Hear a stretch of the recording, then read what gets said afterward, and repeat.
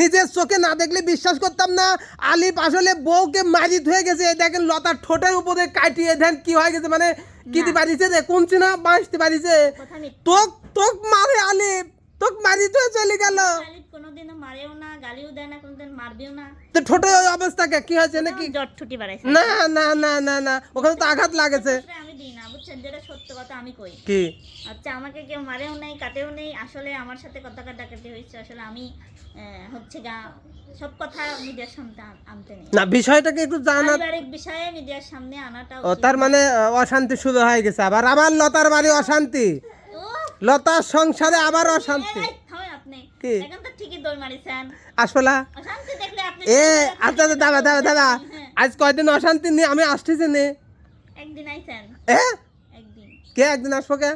আরেকদিন আসলেন, আরেকদিন 2 দিন আসলেন। 2 দিন আইছি। তাহলে কালকে যেই আমি শুনলাম যে আলিপ এরকম অশান্তি করে চলে গেছে, আমার তো পায়ে সুতি নেই যে গেলি পারে ভিডিও বানালি ভিউ হবে। হ্যাঁ, সেটা আমি জানি। হ্যাঁ, সেটা আমি জানি। এই কথা কবু তাই তো কবই তো।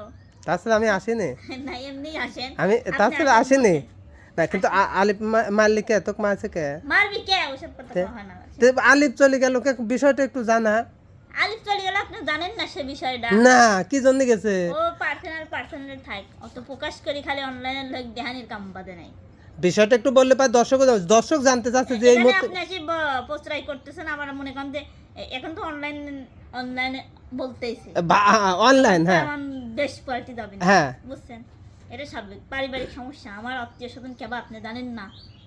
ও জানেনই তো, ভালো করেই জানেন। হ্যাঁ, তারা একটা মানুষ থাকলে, জামাই মানুষ থাকলে তারা কি দাম দেয় যে বাবা হচ্ছে বছরকার দিন আমার বাড়ি আসে, এখানে কিসের জন্য থাকবে?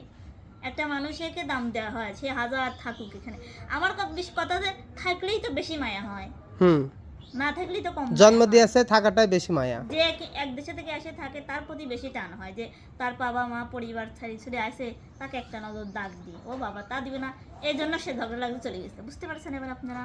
যেখানে দাম নেই সেখানে তুই সাথে চলে যা, তোর স্বামী যেখানে। আমি তো যাবো, আমি তো যাইতাম, কিন্তু আমি গেলে যে আমার ওর পরিবার দামনে মায়া, হ্যাঁ আমার পরিবার মেয়েদের, এটা তো কখনো হতে পারে না। কারণ একটা মেয়ে একটা মায়ের সংসারে মায়া দেখাতে যাবে না তো, কারণ বিয়ের পরে আপনার বউ মায়া দেখায় না নাকি? না, ও মা বাবার জন্য অত মায়া দেখায় না তো, মা বাবা থাকে না তো। আমার বউর সাথে তুলনা করলু, তাহলে এবারটা আমি বুঝাই। কারণ এখানে বউ দিনের মধ্যে 107 বার লিয়ে যাচ্ছে। কোনে কোনে মা বাড়ি মুরব্বী, না না না না না না, আমার বউ আজ 6 মাস মা বাড়ি যায় না। আপনার কথা কইছেন কি? না না, কি কি আপনি জানেন না, আপনারা জানেন না, আমি কি ওই কথা কইছি? তোর কপালে চুলও পাই গেছে।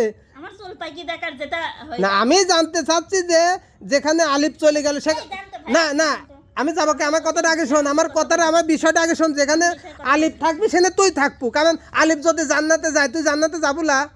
তা তো অবশ্য যাবই। আলিফ যদি জাহান্নামে যায় তুই জাহান্নামে যাবো না? অবশ্যই তাও যাবো। তাহলে শ্বশুর আলিফ নিজে বাড়িতে গেল, তুই তার হাত ধরে গেলি না কে? আমি গেলাম না, কারণ আছে, অত কারণ আমি বলবো। এই তোর জন্য সাওয়ালটাও বাপের সাথে ঈদ করতে পারলি না কো? আপনি জানতো, আপনি না কাটা খাই নুন সেটা। আমি নুনের সিটা দিতে আসিনি, আমি আসলে আমি তোর কষ্টে তুই আমার কষ্ট করে দেখা লাগবে না। তোর চোখে একটু পানি নাই, তুই পাথর হয়ে গেছিস। আমি পাথর হয়ে আছি, আমি পাথর হয়ে থাকবো ইনশাল্লাহ।